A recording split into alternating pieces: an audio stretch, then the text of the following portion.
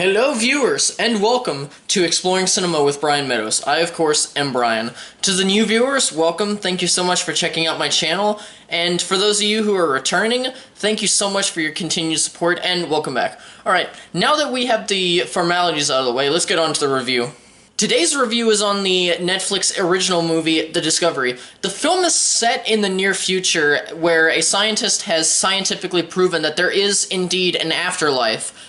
Fast forward 2 years, and the suicide rate has skyrocketed to over 4 million worldwide.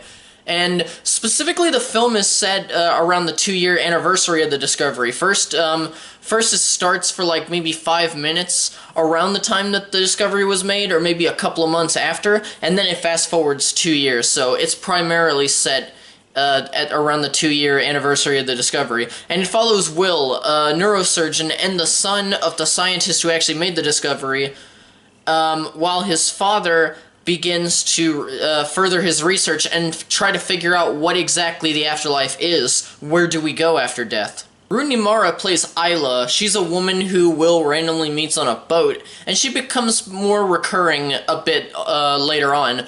Mara was really good in this film. I mean, she's great in everything. I mean, all I have to say is one thing: girl with the dragon tattoo. And Isla is a very peculiar I can't speak today. She's a peculiar character, and I was a bit confused with her character at first because she acted as though she could not feel any emotion. And it kind of reminded me of one of my favorite shows, Person of Interest. They actually have a character on there later. I don't remember her name, but she was actually she became a doctor later in life and self-diagnosed herself with a sort of a disability to where she can't feel emotion, or really she doesn't really care because I'm starting to ramble, but like I said, peculiar character, acted like she couldn't feel any emotion. But as you see later, like Will, she is also a tortured individual, but in a different way. And you also don't learn her motivations until the end of the second act. As for the two together, their characters do become romantically attached or whatever. Though I did enjoy their individual characters a bit, and did actually like the actors' performances, I didn't like their chemistry together. It didn't feel like there was a realistic way that two people who acted like they did would ever be interested in each other, especially because Will's character is very cynical, and then Isla's character is like she doesn't give a shit about anything or anyone, not even herself. They do explain a bit of why they're tied to each other later in the film, but it's a stupid reason that basically gives the relationship even less validity.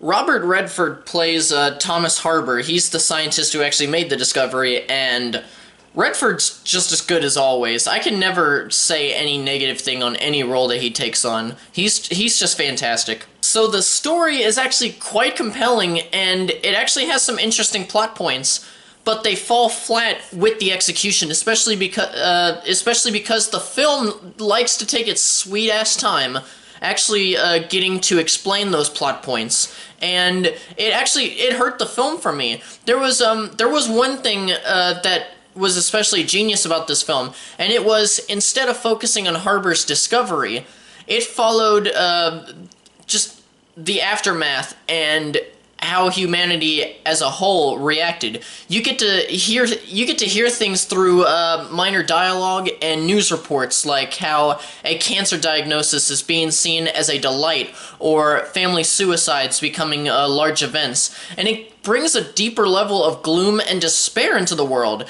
And though these ideas are impressive, the director struggled to translate his concepts into coherent and complete stories to fully realize the vast potential of his ideas. For the last two parts of this film, the cinematography, which I usually go on and on about, it was okay in this. It was very simple. There wasn't anything that stood out about it. And then for the actual score, it was kind of mediocre. It wasn't very impressive, and I hardly noticed it. Actually, yeah, that's all I've got on the music. Thank you guys so much for watching. I must ask, what did you guys think of the Discovery? Did you love it, hate it, indifferent, haven't even seen it, etc.?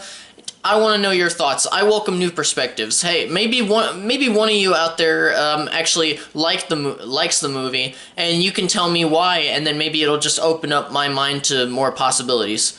Also, be sure to check out my Patreon page, which I will have a link in the description down below, and you can donate as much as $1 per month. And if you haven't already, please subscribe to my channel for new reviews and content. There is always more to come. Alright, have a good day, everybody, and may the Force be with you. Always.